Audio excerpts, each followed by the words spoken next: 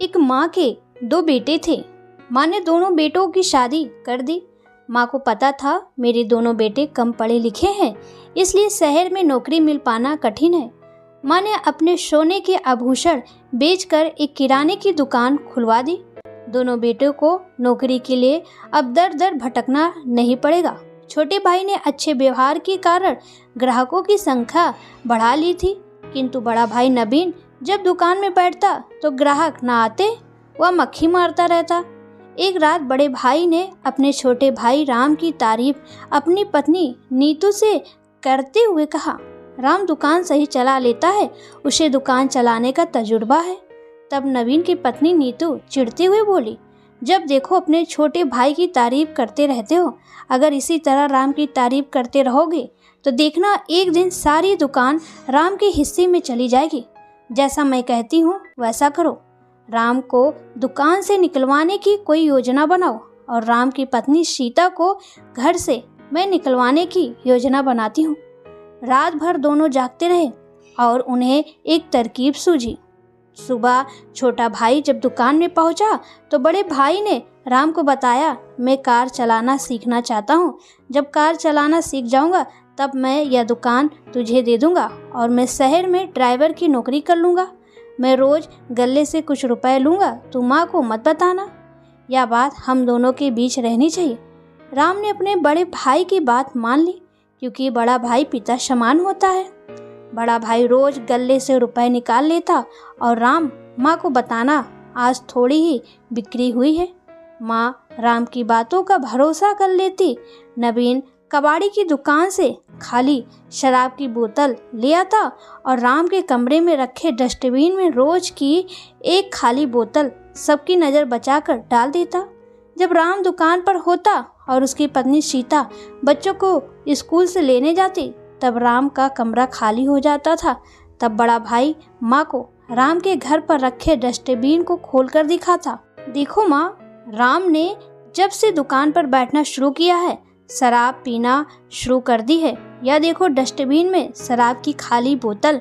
तब माँ बोली, तू सही कह रहा है, आजकल दुकान के गल्ले के पैसे भी कम होते जा रहे हैं। शुरू शुरू में दुकान से खूब रुपए रोज आ जाते थे, आजकल दुकान से कम रुपए ही मिल पाते हैं। तब नवीन ने कहा, माँ, वह मेरा छोटा भाई है, उसे सही रास्ते पर लाना मेरा काम है। तुम इस बात का जिक्र राम से मत करना, मैं सब संभाल लूँगा, जल्दी ही उसकी दारू छुड़वा दूंगा। नवीन अपनी चाल में कामयाब रहा। माँ कुछ ना कह सकी। इधर जेठानी ने अकेले में देवरानी को कहा, मेरे पास 2 सिल्की नई साड़ियाँ हैं। कुछ दिनों से मेरे कमरे में कोई नया चूहा आ गया है, मुझे डर है कहीं वह चूहा मेरी नई साड़ियाँ कुतर न दे।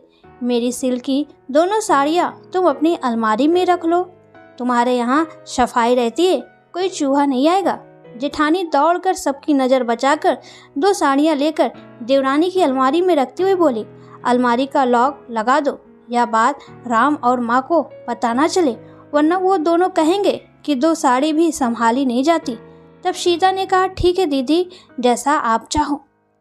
जब राम दुकान पर बैठने गया और दोपहर को सीता स्कूल से बच्चों को लेने गई तो जेठानी ने सासू माँ को अपने कमरे में बुला लिया और अलमारी दिखाते हुए कहा, माँ जी, 2 दिन से मेरी सिल्क वाली साड़ियाँ नहीं मिल रही हैं।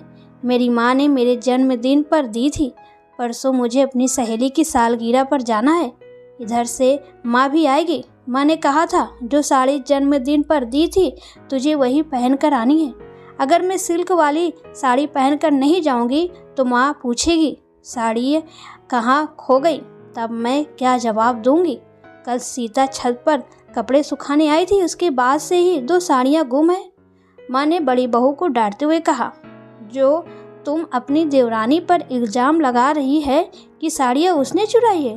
तब बड़ी बहू बोली, अभी सीता के कमरे में कोई नहीं है, तलाशी ले लेते हैं, दूध का दूध पानी का पानी हो जाएगा।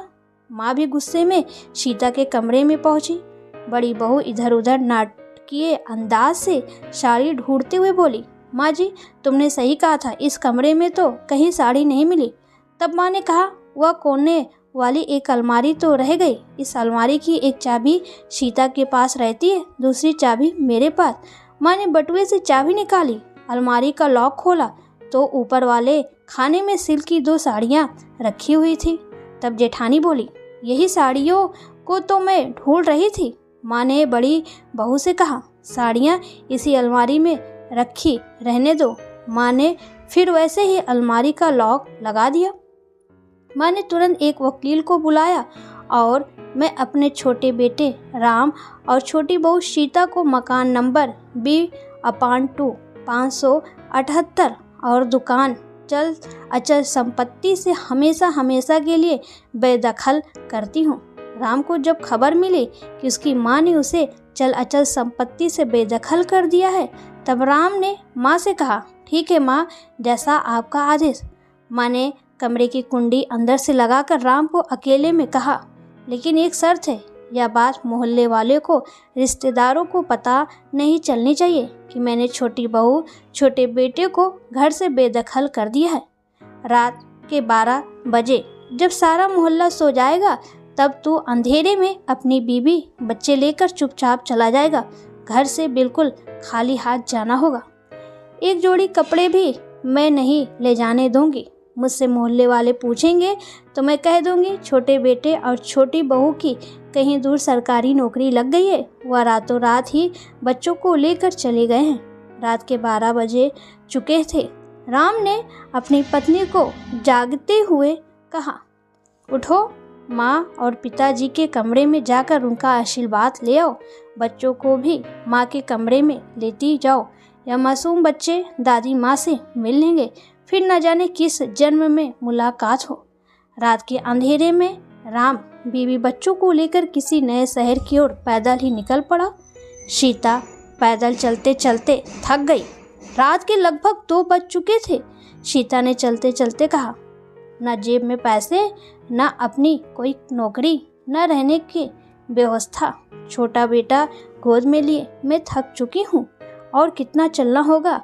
हम कहाँ जा रहे हैं? राम ने कहा, यह तो मुझे भी नहीं पता हम कहाँ जा रहे हैं, बस जैसे जैसे सड़क आगे को जा रही है हम भी चल रहे हैं। 4 साल की बेटी को मैंने कंधे पर लटका रखा है।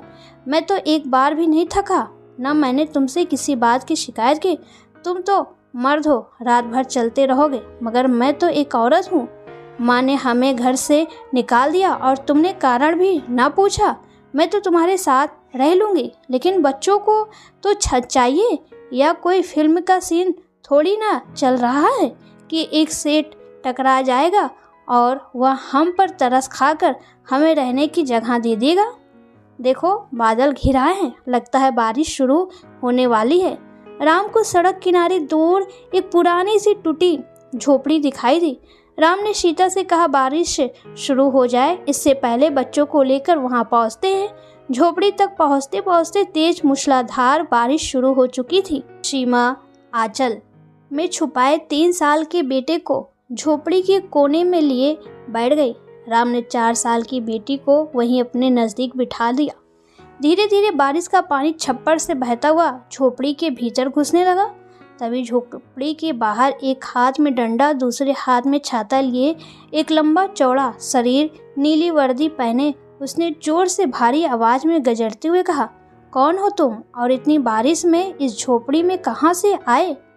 सीता ने सच बताना चाहा तो राम ने रोक दिया और गार्ड से कहा, गांव से आए हैं, हम शहर में नए हैं, काम की तलाश है और रहने का ठिकाना खोज रहे हैं। गार्ड ने देखा बारिश अब कुछ हल्की हो चुकी है। गार्ड ने कहा, पहले मैं इसी झोपड़ी में रहता था, अब एक नई झोपड़ी वहाँ देखो बना ली है, उसी में रहता हूँ। वह गार्ड उन्हें अपनी नई झोपड़ी में ले गया। वहाँ एक पलंग, कुछ खाने पीने के बर्तन, अलमारी में 2 चादर, एक कंबल। गार्ड ने बताया, मैं यहाँ सालों से रह रहा हूँ, सड़क किनारे खड़ी गाड़ियों की रखवाली करता हूँ। अब बूढ़ा हो चुका हूँ, मुझे एक नए गार्ड की तलाश है। क्या तुम गार्ड का काम कर सकोगे? रहने के लिए यह झोपड़ी है। उस बूढ़े गार्ड ने राम को उसी समय अपनी नीली वर्दी, डंडा, सीटी दे दी और कहा, मैं अभी आता हूँ। फिर वह बूढ़ा कभी लौट कर ना आया। सिक्योरिटी गार्ड की नौकरी करते हुए राम को 16 साल हो गए। बच्चे वहीं पास के सरकारी स्कूल, कॉलेज में पढ़ने लगे। राम पलटकर फिर कभी माँ के घर नहीं गया, क्योंकि यह आजीवन वाला वनवास था। राम की बेटी प्रियंका 20 बरस की हो चुकी थी। उसका बेटा कार्तिक 19 बरस का। कार्तिक कई दिनों से नौकरी की तलाश में था। आज सुबह कार्तिक एक कंपनी में पहुंचा। वहां उसे गार्ड के लिए सेलेक्ट कर लिया गया और नौकरी का पता एक पर्ची पर लिख दिया, जिस पर लिखा था मकान नंबर B/2 578। कुछ घंटे बाद कार्तिक एक शानदार बड़े से मकान के सामने रुका। आंगन में एक चमचमाती कार खड़ी है। दरवाजे पर एक बूढ़ी महिला बैठी थी। कार्तिक ने बताया, मैं एक सिक्योरिटी गार्ड हूँ, कृपया आप मुझे मकान नंबर B/2 578 यह एड्रेस बता देंगे। कार्तिक ने एक पर्ची दिखाते हुए कहा। बूढ़ी महिला ने चश्मा चढ़ाते हुए पर्ची अच्छी तरह पढ़ी और कहा, यह एड्रेस तो हमारे घर का है। मेरे बड़े बेटे नवीन और बड़ी बहू नीतू ने कल ही एक नई कार खरीदी है। उस कार की रखवाली के लिए ही एक गार्ड कंपनी से बुलवाया होगा। तुम ठीक पते पर आए हो। वर्दी पहन लो और सड़क पर खड़ी कार की रखवाली करते रहो। मैं घर में खबर कर देती हूँ कि गार्ड आ चुका है। धूप तेज थी। कार्तिक 4 घंटे तक कार के पास खड़ा रहा। कार्तिक का गला सूखने लगा। इतने में वह बूढ़ी महिला एक जग में पानी और एक गिलास ले आई। लो बेटा, पानी पी लो। मैं तुम्हारे लिए कुर्सी का इंतजाम करती हूँ, वरना तुम खड़े खड़े थक जाओगे। इतने में बड़ी बहू कमरे से बाहर आई और अपनी सासू माँ के हाथों से पानी का जग छीनते हुए बोली, राम राम राम, न जाने कौन सी बिरादरी का है, हमारे घर के बर्तनों को छूत की बीमारी लगा देगा। माँ जी, तुम्हें कितनी बार कहा है, मेरे बिना पूछे इस घर में कोई काम मत किया करो। गार्ड को कुर्सी देकर उसे आलसी बना दोगे? खड़े रहने दो। वह दूर पानी का प्याऊ लगा है, पानी भी वहीं से पी लेगा। बाहर के लोगों से इतनी हमदर्दी लगाना ठीक नहीं है। इतने में उस बूढ़ी महिला का बड़ा बेटा कमरे से बाहर आकर बड़बड़ाया, माँ तू पागल हो गई है? जब से छोटा बेटा राम घर से गया है तब से तेरा दिमाग सटक गया है। सपने में भी राम राम चिल्लाती रहती है। कार्तिक के 12 घंटे पूरे हो चुके थे। वह अपने घर लौट आया। माँ को अपनी नई नौकरी के बारे में बताते हुए एक पर्ची माँ को थमा दी। माँ, मैं इस एड्रेस पर गार्ड की नौकरी के लिए नियुक्त हुआ हूँ। माँ ने जब पर्ची पर एड्रेस पढ़ा तो चौंक गई। वह तुरंत समझ गई, यह तो कार्तिक की दादी का घर है। उसने कार्तिक को बताया, कल जब तुम सुबह ड्यूटी के लिए जाओ तो उन बूढ़ी महिला के चरण छू लेना। कार्तिक ने कहा, ठीक है माँ, जैसा तुम कहती हो मैं वैसा ही करूँगा, लेकिन अभी तो भूख लगी है जोरों की, पहले खाना परोस दो। अगले दिन कार्तिक सुबह 8 बजे समय पर ड्यूटी पर पहुँच गया। चमचमाती लाल रंग की कार पर थोड़ी धूल जम चुकी थी। गली में शानदार टेंट लगा रहा था। कुछ कुर्सियां रिक्शे से उतर रही थी। तभी कमरे से वह बूढ़ी महिला खांसते हुए कार्तिक के पास आकर बोली, मेरे घर के लोग कह रहे थे इस कार को भी साफ कर दिया करो, एक बाल्टी में पानी और कपड़ा ले लिया करो। तब कार्तिक ने कहा, क्या मैं तुम्हारे पैर छू सकता हूँ? हमारी माँ ने कहा था बड़े बूढ़ों का आशीर्वाद ले लेना चाहिए। कार्तिक ने झुककर चरण स्पर्श किए। वह क्या जाने की यह कार्तिक की दादी माँ है। तब उस बूढ़ी महिला ने कहा, मैं तो तेरी दादी की उम्र की हूँ, तू मुझे दादी माँ कहकर बुला सकता है। तब कार्तिक ने पूछा, ये टेंट और कुर्सियाँ क्यों आई हैं? दादी माँ चश्मा चढ़ाते हुए उसने कार्तिक को बताया, मेरी बड़ी बहू नीतू की आज सालगिरह है। आज तरह तरह के पकवान बनाए जाएंगे, तुझे जितना खाना हो तू जी भर के खा लेना। दोपहर हो चुकी थी। धीरे धीरे मेहमान इकट्ठे हो चुके थे। डीजे पर खूब नाच गाना चल रहा था। सभी मेहमान तरह तरह के पकवान खाने में जुटे हुए थे। रिश्तेदारों ने कहा, तुम्हारी तरक्की रात दिन हो रही है, अब तो कार ले ली और एक सिक्योरिटी गार्ड भी रख लिया।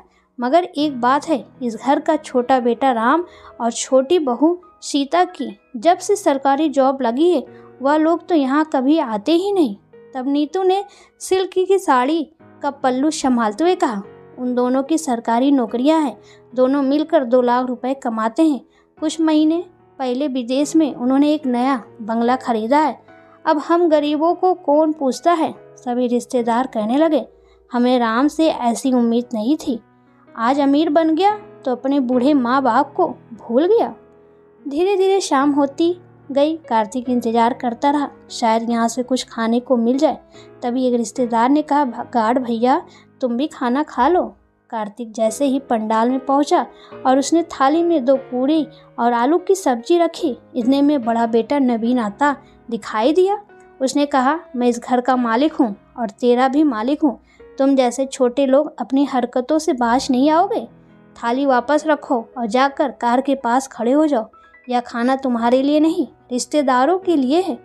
तभी नीतू आते हुए बोली, सिक्योरिटी गार्ड अपनी औकात भूल जाते हैं। मैं अभी कंपनी में फ़ोन घुमाकर इस सिक्योरिटी गार्ड को नौकरी से निकलवाती हूँ। आखिर कार्तिक को निकलवा दिया। कुछ देर बाद वहाँ पंडाल पर एक नया सिक्योरिटी गार्ड आया। उसने कार्तिक को बताया, तुम्हें नौकरी से निकाल दिया गया है, तुम्हारे बदले में यहाँ पर ड्यूटी करूँगा। कार्तिक कुछ देर तो खड़ा सोचता रहा, फिर उदास चेहरा लिए अपना बैग उठाए घर वापस आ गया। माँ ने अपने बेटे कार्तिक से जल्दी आने का कारण पूछा। आज तुम 2 घंटे पहले ही आ गए? तब कार्तिक ने बताया, माँ मुझे कंपनी वालों ने नौकरी से निकाल दिया है। कार्तिक ने सारी बात माँ को बता दी। तब माँ ने कहा, गलती तो तेरी ही थी, तू वहाँ का सिक्योरिटी गार्ड था, तुझे पंडाल में घुसकर खाना नहीं खाना चाहिए था। कल कंपनी में जाकर फिर से उसी पते पर जाकर नौकरी के लिए हाथ पैर जोड़, किसी भी तरह वो नौकरी हासिल कर। मगर माँ वहाँ के लोग ठीक नहीं हैं। कार्तिक कुछ परेशान होते हुए बोला। माँ ने गुस्से से कहा, तुझे वही नौकरी करनी है, तन मन से उनकी सेवा करनी है, तुझे मेरी बात माननी ही पड़ेगी। आखिर अपनी माँ की बात मानकर कार्तिक सुबह कंपनी में चला गया और वही नौकरी के लिए जोड़ दिया। तब सुपरवाइजर ने कहा, इस बार गलती नहीं होनी चाहिए और तुम्हें हर महीने जुर्माने के तौर पर 500 रुपये मुझे अपनी सैलरी से देने होंगे।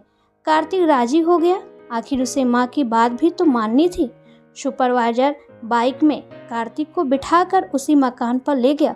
सुपरवाइजर ने घर के सभी लोगों को बाहर बुला लिया और बताया, यह कार्तिक नाम का सिक्योरिटी गार्ड यहीं ड्यूटी करेगा। हमारे पास इसके अलावा कोई और नहीं है और ध्यान रखना, इतने सस्ते गार्ड हमारी कंपनी ही घर घर पहुंचाती है। अगर इसने पंडाल से एक थाली खाना ले लिया तो उसके लिए हम माफ़ी मांगते हैं। और सुपरवाइजर कार्तिक को वहीं गली में छोड़कर चला गया। कार्तिक कार के पास चुपचाप खड़ा हो गया। कार्तिक मन ही मन विचार करने लगा, न जाने माँ ने मुझे यहाँ क्यों भेज दिया और कहती है कि इनकी अच्छे से सेवा करना। उस घर की बड़ी बहू कमरे में झल्लाती हुई आई, अपने आप ही बड़बड़ाती हुई बोली, उस सुपरवाइजर ने फिर हमें यही गार्ड दोबारा थमा दिया। मैं सिक्योरिटी गार्ड के बच्चे को मज़ा चखा कर रहूँगी। जिस तरह राम और सीता को इस घर से निकलवाया था, उसी तरह कोई तरकीब लगानी होगी। बड़ी बहू ने अपने पति नवीन को कमरे में बुलाया और दरवाजे के अंदर से कुंडी लगा ली और फिर कहा, देखो राम तो अब कब का इस घर से बेदखल हो चुका है। यह मकान और यह दुकान अब केवल हमारी ही है। यह मकान तुम्हारी माँ के नाम है। अब वह बूढ़ी भी हो चुकी है, कुछ ही दिनों में मर भी जाएगी, लेकिन कब मरे ये हमें पता नहीं। मैंने इसी शहर में एक नया फ्लैट देखा है, अभी ले लेंगे तो 1 साल बाद उसकी कीमत 4 गुना बढ़ जाएगी। मैं सोच रही हूँ इस मकान को बेचकर हम वह नया फ्लैट खरीद लेते हैं। उस फ्लैट को मैं अपने नाम ही रखूँगी। तुम्हें कोई आपत्ति तो नहीं है? पति ने भी हाँ में हाँ मिलाते हुए कहा। राम और उसकी बीबी, उसके बच्चे तो कहीं गरीबी में दम तोड़कर मर चुके होंगे। अब इस मकान पर केवल हमारा ही हक है, लेकिन मकान माँ बेचने के लिए राजी नहीं होगी। वह शायद राम का इंतजार कर रही है। उसे लगता है राम आज भी जीवित होगा। नीतू ने कहा, मेरे पास एक सुझाव है। तुम्हारी माँ को तो आज नहीं तो कल मर ही जाना है।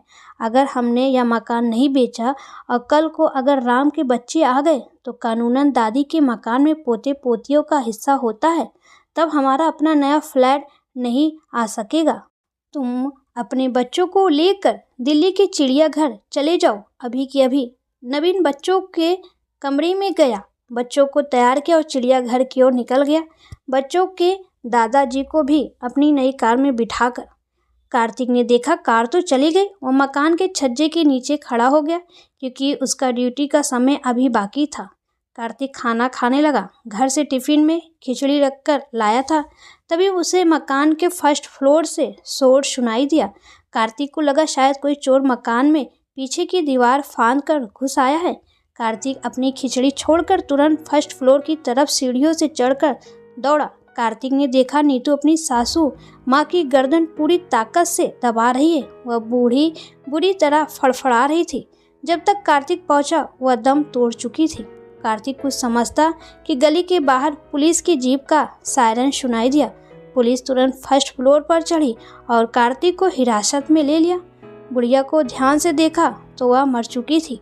नीतू ने शोर मचाते हुए कहा, ले जाओ उसे, पकड़ के ले जाओ, इसने ही मेरी देवता जैसी सासू माँ का मर्डर कर दिया है। कार्तिक को तुरंत थाने ले जाकर लॉकअप में बंद कर दिया। गली मोहल्ले के लोग इकट्ठे हो चुके थे। रिश्तेदारों का आना शुरू हो गया। सब जगह यह खबर फैल चुकी थी कि कार्तिक नाम के सिक्योरिटी गार्ड ने फर्स्ट फ्लोर पर आकर बुढ़िया का गला दबाकर उसे वहीं पर मार डाला। कार्तिक ने खूब गिड़गिड़ा कर कहा कि दादी माँ को उसकी बड़ी बहू ने ही गला दबाकर मारा है, लेकिन कोई कार्तिक की बात सुनने को राजी नहीं था, क्योंकि वह एक सिक्योरिटी गार्ड था और वारदात के समय फर्स्ट फ्लोर पर केवल 3 लोग मौजूद थे, कार्तिक, नीतू और उस घर की बूढ़ी मालकिन। नीतू ने पुलिस वालों को बताया, मेरे पति, मेरे बच्चे और मेरे ससुर जी चिड़ियाघर देखने गए थे। मैं कमरे में टीवी देख रही थी, तभी मुझे शोर सुनाई दिया। मैं अपने कमरे से बाहर फर्स्ट फ्लोर पर पहुंची तो देखा कार्तिक नाम का सिक्योरिटी गार्ड इस घर की मालकिन की गर्दन दबा रहा था। जब तक मैं कुछ करती मेरी सासू माँ मर चुकी थी। 2 घंटे हो चुके थे। रिश्तेदार और पड़ोसियों का जमावाड़ा लगना शुरू हो गया। अर्थी का इंतजाम किया गया। उस बुढ़िया को वहाँ लिटा दिया गया। लोग पैर छूते और चादर चढ़ा देते। लोग गली में तरह तरह की बातें करने लगे। शुक्र है हमने सिक्योरिटी गार्ड अपने घर के लिए नहीं रखा। सिक्योरिटी गार्ड्स का कभी भरोसा नहीं करना चाहिए, नीतू ने रोते हुए कहा। कार्तिक जिस कंपनी में काम करता था, मैं उस सुपरवाइजर पर भी केस ठोकूंगी। उसने ज़बरदस्ती ही मुझे यह कार्तिक नाम का सिक्योरिटी गार्ड भेजा था। मुझे इसके चाल चलन ठीक नहीं लग रहे थे। जब हमने इसको यहाँ ड्यूटी से निकाल दिया तो यह ज़बरदस्ती ही यहाँ पर नौकरी करने के लिए आया था। शायद कोई तगड़ा ही प्लान बनाकर आया था और हमें पता नहीं था कि यह मर्डर कर देगा। गली के लोग कहने लगे, सिक्योरिटी गार्ड को उम्र कैद की सज़ा होनी चाहिए, फांसी होनी चाहिए। सभी लोग चुप हो गए और अर्थी उठाने के लिए आगे आए और अर्थी उठा ली। लोगों ने जैसे ही बोला राम राम सत्य है, तभी वह बूढ़ी महिला जीवित हो गई और उठकर बैठ गई। उसने जोर से गजरते हुए कहा, मुझे कहाँ ले जा रहे हो, मैं तो जिंदा हूँ। बुढ़िया की आवाज़ सुनकर अर्थी रोक दी गई। वहीं सड़क पर अर्थी रख दी गई। भीड़ चारों तरफ खचाखच खड़ी हुई थी। आसपास के मोहल्लों को जैसे तैसे खबर लगती, क्या मरी हुई बुढ़िया जिंदा हो गई। भीड़ और भी ज़्यादा बढ़ती ही जा रही थी। बुढ़िया ने तुरंत कहा, पुलिस बुलाया जाए और कार्तिक नाम के सिक्योरिटी गार्ड को मेरे सामने बुलाया जाए। कुछ ही देर बाद पुलिस की जीप आ गई। साथ में सिक्योरिटी गार्ड कार्तिक को भी ले आई। बुढ़िया ने पुलिस को बयान दिया। मेरी बड़ी बहू नीतू ने कहा, सासू माँ, मैं तुम्हारे पैर छूना चाहती हूँ। तुम अपनी दोनों आंखें बंद कर लो। पहले मुझे कुछ अजीब सा लगा, आंखें बंद करने को क्यों कहा गया है। मैंने आंखें बंद कर ली। तभी मुझे महसूस हुआ किसी ने मेरी गर्दन कस के जकड़ ली। जब आँख खोली तो देखा इस घर की बड़ी बहू दोनों हाथों से मेरी गर्दन दबा रही है। मुझे लगा अब मैं मर जाऊंगी, इस मजबूत पकड़ से छूट नहीं पाऊंगी, इसलिए मैंने मरने का नाटक किया। शायद मुझे मरा हुआ समझकर मेरी बहू मुझे छोड़ दे और मेरी सूझबूझ तुरंत काम कर गई। मैंने मरने का नाटक किया और बहू ने समझा कि मैं मर चुकी हूँ। मैं आंखें बंद किए हुए पड़ी रही। तभी मुझे मेरी बहू की आवाज़ सुनाई दी। वह कह रही थी, आज से 16 साल पहले अपने देवर और अपनी देवरानी को इस बुढ़िया के हाथों इसके घर से बेदखल करवाया था। अब बुढ़िया भी गई। अब इस मकान पर केवल मेरा ही कब्जा है। कार्तिक सिक्योरिटी गार्ड निर्दोष है। वह तो शोर सुनकर शायद बचाने के लिए आया था। बुढ़िया ने तुरंत वकील बुलाया। मोहल्ले के हजारों लोगों के सामने, जहाँ रिश्तेदार, पुलिस सभी मौजूद थे, मैं अपनी बड़ी बहू और अपने बड़े बेटे को इस दुकान, मकान, चल अचल संपत्ति से हमेशा हमेशा के लिए बेदखल करती हूँ। तब कार्तिक ने दादी माँ से कहा, अभी आपने राम और सीता का जिक्र किया था, यह तो मेरे मम्मी पापा का नाम है। कार्तिक ने तुरंत अपने मोबाइल से अपने मम्मी पापा की फ़ोटो दिखाई। फ़ोटो देखकर वो बुढ़िया बिलक बिलक कर रो पड़ी। यही तो मेरे बहू बेटे हैं जिन्हें मैंने 16 साल पहले घर से बाहर निकाल दिया था। इतने में राम और सीता एक ओला गाड़ी से उतरते हुए दिखाई दिए। दौड़कर कार्तिक के पास पहुंचे। पुलिस ने थाने ले जाते समय कार्तिक के घर पर सूचना दे दी थी कि आपका बेटा कार्तिक मर्डर के इल्ज़ाम में थाने में बंद है। हम कार्तिक को लेकर वहां जा रहे हैं जहां वह सिक्योरिटी गार्ड की नौकरी कर रहा था, क्योंकि हमें सूचना मिली है कि वह मरी हुई बुढ़िया जिंदा हो गई। उसके बयान लेने हैं। कार्तिक ने कहा, क्या तुम सच में हमारी दादी माँ हो? वह बुढ़िया बोली, हाँ बेटा, मैं तुम्हारी असली की दादी माँ हूँ। राम और सीता ने अपनी माँ के पैर छुए और सारी बात ध्यान से सुनने के बाद कहा, बड़े भैया और भाभी इसी घर में रहेंगे। किसी को दर दर भटकने की जरूरत नहीं है। घर से कोई बेदखल नहीं होगा। हम सब मिलकर रहेंगे। बूढ़े माँ बापों को दोनों बेटों और दोनों बहू का प्यार मिलना चाहिए और अपने सभी नाती पोतों का।